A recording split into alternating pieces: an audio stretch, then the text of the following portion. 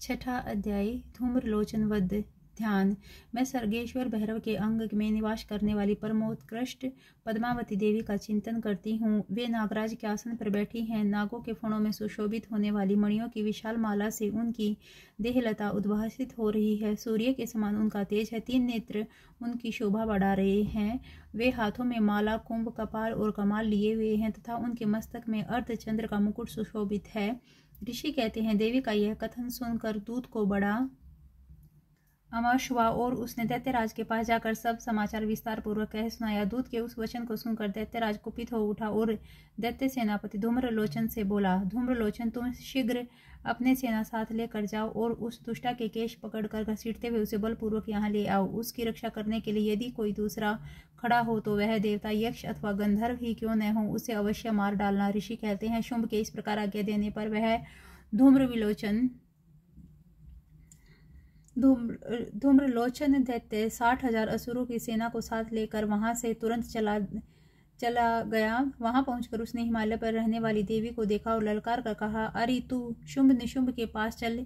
यदि इस समय प्रसन्नतापूर्वक मेरे स्वामी के पास नहीं चलेगी तो मैं बलपूर्वक बाल पकड़कर घसीटते हुए तुझे ले चलूंगा। देवी बोली, तुम्हें दैत्यों के राजा ने भेजा है। तुम स्वयं भी बलवान हो और तुम्हारे साथ विशाल सेना भी है। ऐसी दशा में यदि मुझे बलपूर्वक ले चलोगे तो मैं तुम्हारा क्या कर सकती हूँ। ऋषि कहते हैं, देवी के यूं कहने पर असुर धूम्रलोचन उनकी ओर दौड़ पड़ा। तब अंबिका ने हुं शब्द के उच्चारण मात्र से उसे भस्म कर दिया। फिर तो क्रोध में भरी हुई दैत्यों की विशाल सेना और अंबिका ने एक दूसरे पर तीखे सहायकों, शक्तियों तथा फरसों की वर्षा आरंभ की। इतने में ही देवी का वाहन सिंह क्रोध में भरकर भयंकर गर्जना करके गर्दन के बालों को हिलाता हुआ असुरों की सेना में कूद पड़ा। उसने कुछ दैत्यों को पंजों की मार से, कितनों को अपने जबड़ों से और कितने ही महादैत्यों को पटक कर होठ की दाढ़ों से घायल करके मार डाला। उस सिंह ने अपने नखों से कितनों के पेट फाड़ डाले और थप्पड़ मारकर कितनों के सर धड़ से अलग कर दिए, कितनों की भुजाएं और मस्तक काट डाले तथा अपनी गर्दन के बाल हिलाते हुए उसने दूसरे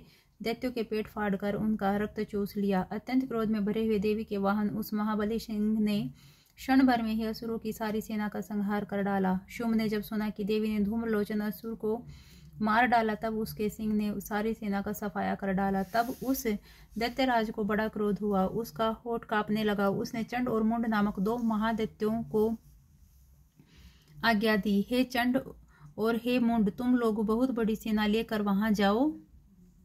उस देवी के बाल पकड़कर अथवा उसे बांधकर शीघ्र ही यहाँ ले आओ। यदि इस प्रकार उसको लाने में संदेह हो तो युद्ध में सब प्रकार के अस्त्र शस्त्रों का समस्त आसुरी सेना का प्रयोग करके उसकी हत्या कर डालना। उस दुष्टा की हत्या होने तथा सिंह के भी मारे जाने पर उस अंबिका को बांधकर साथ ले शीघ्र ही लौट आना। इस प्रकार श्री मार्कंडेय पुराण में सावर्णिक मनवंतर की कथा के अंतर्गत देवी महात्म्य में धूम्रलोचन वध नामक छठा अध्याय पूरा हुआ।